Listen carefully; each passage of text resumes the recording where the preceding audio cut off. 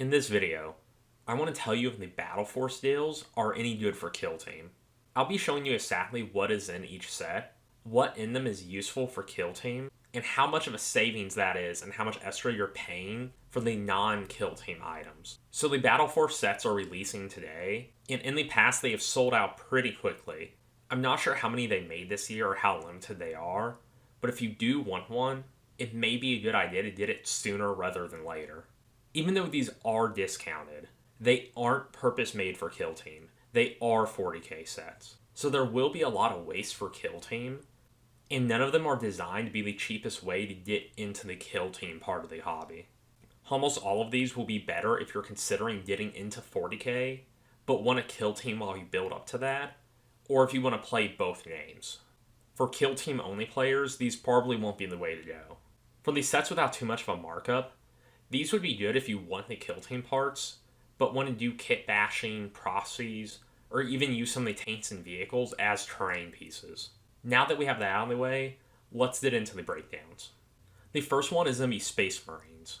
You'll get a lot of intercessors in this set, and almost every model is Kill Team friendly. Obviously, it's overkill for Kill Team, and you can make several teams out of this. This is actually the only faction where it's cheaper to buy the Battleforce than if you wanted to buy all of the usable Kill Team models by themselves. You'll spend 210 on the Battleforce, while all of these sets would cost you 240 if you bought it at MSRP. While you'll never need this many intercessors, if you have some friends that want to get into the hobby, you could split this with them, or even hand out intercessor teams for Christmas if there's a friend that wants to get started in the Kill Team, but hasn't actually bought their own models yet.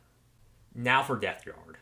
As far as the Kill Team goes, you're much better off just buying a box of Plague Marines. It does come with the Icon Bearer and Champion separately, which means you get more flexibility in your loadouts because you'll have a couple of extra models to play with. But because it is a vehicle heavy set, you're paying an extra $100 for those.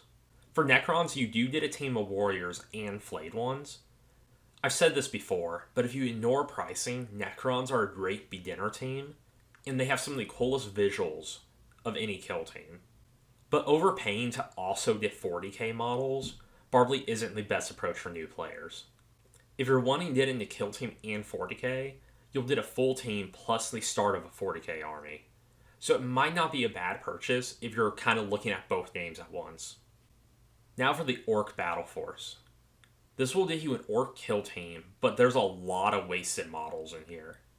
I have on here that you're paying an extra $122 for the 40k models, but honestly it should be higher than that. On that I counted the knobs and direction as Kill Team units, but the knobs might not actually be useful since you can only use one. The knob set is basically just there for weapon variety, and the Power Claw is pretty good, so you're pretty much fine just using the Power Claw. You don't really need this other variety of weapons just for your leader. And for the direction, you're limited in how many you can run, so there's really just a lot of overkill here. As much as it is a bad value for Kill Team, this is the one I'll likely buy, but only because I want to build a 40k Orc army at some point, so it has nothing to do with Kill Team.